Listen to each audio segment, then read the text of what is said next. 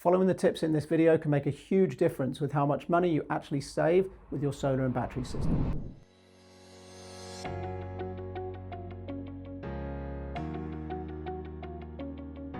G'day everyone, Dan here from GI Energy. Before I go into too much detail, I just wanted a brief overview of how solar works. So your solar panels obviously go on the roof. They're going to generate electricity whenever the sun shines, but they're going to produce most of their power during that peak time of the day. So 9 to 3 is really when you're going to get most of that production. So how you want to think about this is, I want to automate my high power consuming items like my aircon, like my hot water, and even things like EVs into that time window. Now you might not be there during the day to do that, and I understand you want your aircon to be working at night time as well.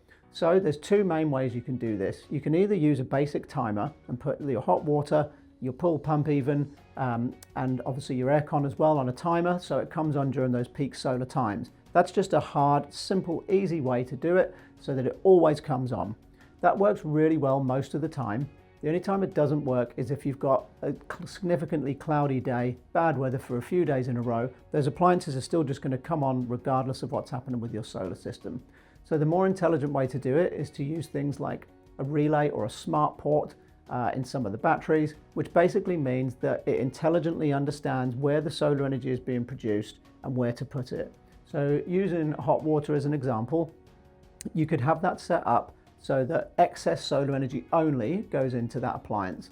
So your solar energy is producing power, you're using it in the home. Secondly, you're topping up your battery. And then as a third priority, rather than selling it back to the grid during the day when it's really not worth a lot, the intelligent system will understand to push that power into your hot water. You can do the same thing with an electric vehicle. Now, your air conditioning is a little bit more difficult to do that. It's not impossible, it can be done, but not all brands align with the technology in the relays and the smart port in the batteries.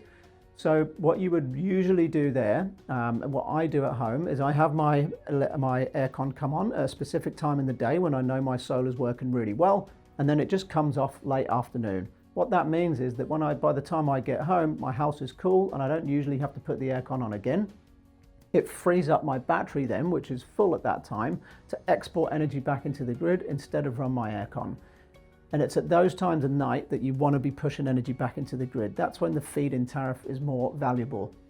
So the take-home point here is push as much of your energy as you can during the day when the solar panels are active into those appliances using smart technology, or just using a simple timer actually works quite effectively, and then free up that energy in the nighttime from your battery and join a tariff like Amber or Flow Power, where you can get really high feed-in credits in the evening from your battery.